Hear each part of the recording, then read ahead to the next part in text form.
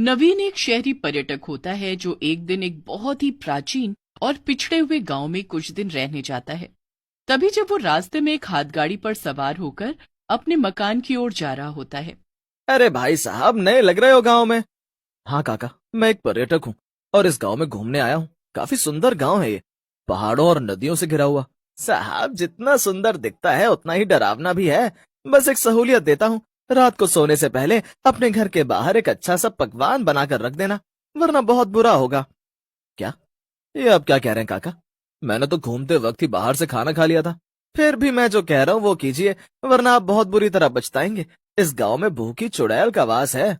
क्या कहा? भूखी चुड़ैल?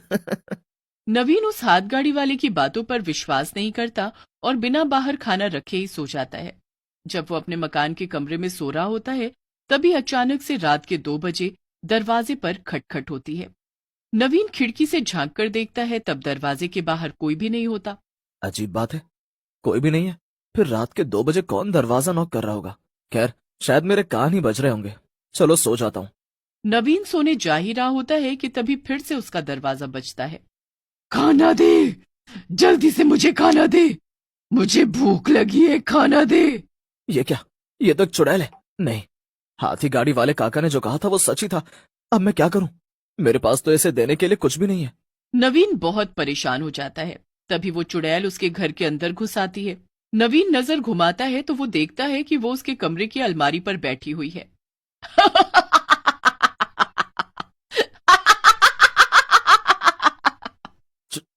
चुड़ैल, तुम अंदर कैसे आ गई? निकल जाओ यहाँ से। तेरी इतनी हिम्मत, तू मुझे निकलने का आदेश देगा? मैं एक सर्वशक्तिशाली चुड़ैल हूँ और आज तूने इस गांव का नियम तोड़ा है। नियम? कैसा नियम? तूने मेरे लिए घर के बाहर खाना ना रखकर बहुत बड़ी गलती कर दी है। अब तुझे उस गलती की सजा भुगतनी होगी। आ, मेरी आंखें! नहीं, नहीं! अगले दिन नवीन के मकान में सरपंच समेत बाकी गांव वाले भी इकट्ठा हो जाते हैं और नवीन के बड़े भाई रोहित और भाभी शिखा को गांव में उसकी देखरेख करने के लिए बुलाया जाता है। मैंने उस चुड़ैल को खाना नहीं दिया, इसीलिए उसने मेरी आंखें निकाल ली और अपने साथ ले गई। अब मैं क्या करूं? मैं तो अंधा हो गया भैया भाभी।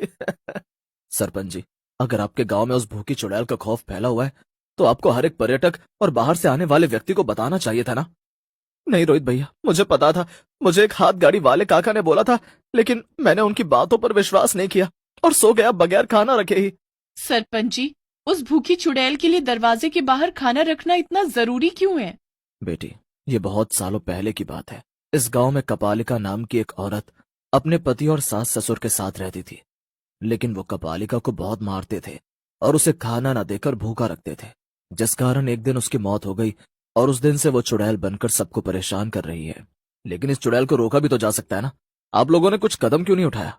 नहीं, कोई टोना टोटका काम नहीं आया। हमने सब कुछ करके देख लिया, लेकिन वो भूखी चुड़ैल बहुत भयानक और शक्तिशाली है। अगर किसी ने उसे खाना नहीं दिया तो वो उस व्यक्ति के साथ बहुत बुरा करती है और उसे किसी न किसी तरह से अपाहिज करके चली जाती है। हे भगवान! रोहित, तुम देवर जी को यहाँ से ले चलो। ये गांव खतरे से खाली नहीं। यहाँ की भूखी चुड़ैल हमारे साथ भी गलत कर सकती है। हाँ शिखा, तुम सही कह रही हो। नहीं नहीं रोहित बेटा, ऐसा मत करो। अगर तुम दोनों चुड़ैल को खाना दिए बगैर ही गांव से चले गए तो वो तुम दोनों को भी नहीं छोड़ेगी। नहीं सरपंच जी, ऐसा कुछ नहीं होगा। हम दिन में ही निकल रहे हैं आज। हम शहर जाकर देवर जी का इलाज करवाएंगे। हाँ सरपंच जी, ऐसा मत कीजिए। आपको उस चुड़ैल को खाना तो खिलाना ही होगा। हाँ, एक बार जब कोई इस गांव में आता है और वो उस भूखी चुड़ैल कपालिका को खाना दिए बिना ही चला जाता है, तब वो उस व्यक्ति के पीछे हाथ धोकर पड़ जाती है। रुक जाइए और उसे खाना देकर ही जाइए। शिखा और रोहित दोनों सरपंच और गांव वालों की बात नहीं सुनते हैं और अपनी मनमानी करते हुए एक बैलगाड़ी पर सवार होकर नवीन को लेकर गांव से बाहर जाने के लिए प्रस्थान करते हैं। बैलगाड़ी चलाने वाली एक औरत होती है। खामखा सभी गांव वाले हमें कुछ भी कह रहे थे। अच्छा हुआ कि हम जल्दी से इस भूतिया गांव से बाहर निकल रहे हैं। हाँ शिखा, धन्यवाद शिखा भाभी। रोहित भैया, तू चिंता मत कर। नवीन, मैं हूं ना, तू जल्दी ठीक हो जाएगा मेरे भाई। तभी अचानक से बैलगाड़ी एक खाई पर जाकर रुक जाती है। ये क्या? ओ बैलगाड़ी वाली, तुम्हारा दिमाग खराब हो गया है क्या? यहाँ खाई पर क्यों लाई हो तुम बैलगाड़ी? तभी वो औरत उनकी बातों का कोई जवाब नहीं देती। अरे कानपुर में हड़ताल है क्या तुम्हारे? सुनाई नहीं दे रहा है क्या? तभी वो औरत पीछे मुड़कर देखती है और उसकी डरावनी शक्ल देखकर रोहित और शिखा के होश उड़ जाते हैं। वो और कोई नहीं बल्कि चुड़ैल कपाल। तुम दोनों को क्या लगा तुम दोनों मुझे खाना दिए बिना इस गांव से चले जाओगे? तुम्हें इस गांव की परंपरा को निभाना चाहिए था, लेकिन तुम दोनों ने अपनी होशियारी दिखाई। अब उस होशियारी की सजा तो भुगतनी ही होगी। नहीं नहीं, छोड़ दो हमें कपालिका, हमें माफ कर दो। हाँ कपालिका, छोड़ दो हमें। मेरे भैया और भाभी को बख्श दो कपालिका। कपालिका कभी किसी को माफ नहीं करती। गलती की है तो सजा तो भुगतनी ही पड़ेगी। कपालिका उन दोनों का गला पकड़ती है और हवा में उड़ते हुए उन्हें खाई के नीचे फेंकने जा ही रही होती है कि तभी अंधा नवीन बैग में रखे बचे हुए समोसे और कचौरियां जैसे तैसे निकालता है और वो कपालिका को चिल्लाते हुए कहता है, कपालिका कपालिका छोड़ दो उन्हें, ये देखो हम तुम्हें समोसे और कचौरियां देंगे, छोड़ दो उन्हें।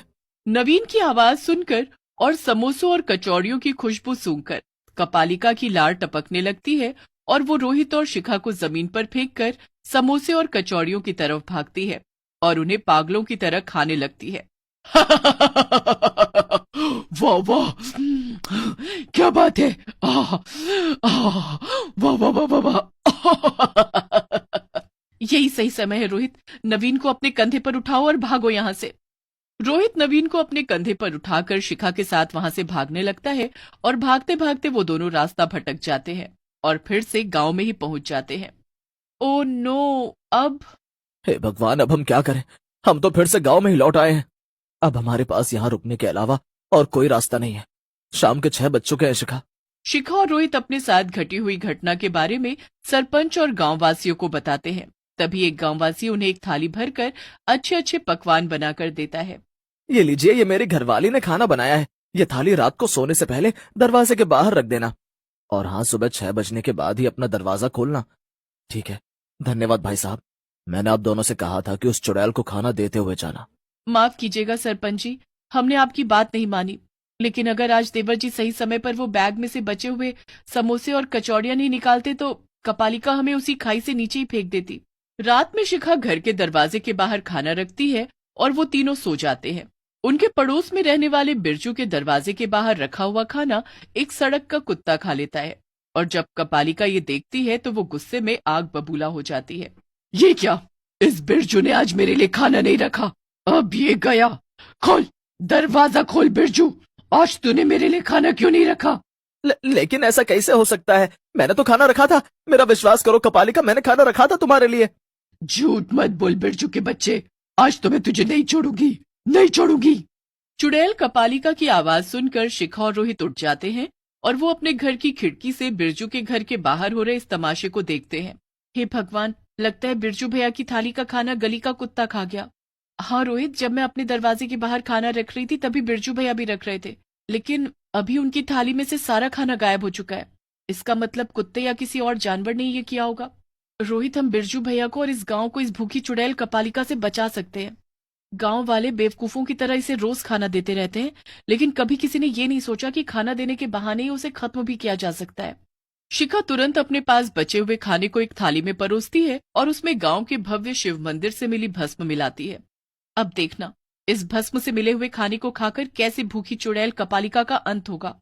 वाह शिखा, इतनी सी बात किसी के ध्यान में नहीं आई कि कपालिका को खाने से मारा जा सकता है। शिखा और रोहित कपालिका के सामने वो खाना ले जाते हैं और उस खाने को देख कपालिका की लार टपकने लगती है। अरे वाह, खाना, बढ़िया बढ़िया खाना। नहीं, ये तुम लोगों ने अच्छा नहीं किया। सभी गांव वाले कपालिका की इतनी तेज आवाज सुनकर जाग जाते हैं और वहां इकट्ठा हो जाते हैं। शिखा बेटी, आज तुमने वो कर दिखाया जो हम अनपढ़ गांव वाले कभी नहीं कर पाए। कभी कभी हम इंसान भी किसी पहेली को सुलझाने के लिए दुनिया भर की तिकड़म लगा लेते हैं, लेकिन असल में उस पहेली का हल तो बहुत आसान ही होता है। धन्यवाद शिखा भाभी, आपने इस गांव को उस भूखी चुड़ैल के कहर से मुक्त किया है। कपालिका जलकर राख हो जाती है। इस तरह अंत में भूखी चुड़ैल खत्म हो जाती है, जिसके बाद रोहित और शिखा शहर जाकर नवीन का इलाज करवाते हैं और साथ ही उस गांव में सभी लोग बिना किसी डर के आराम से रहने लगते हैं।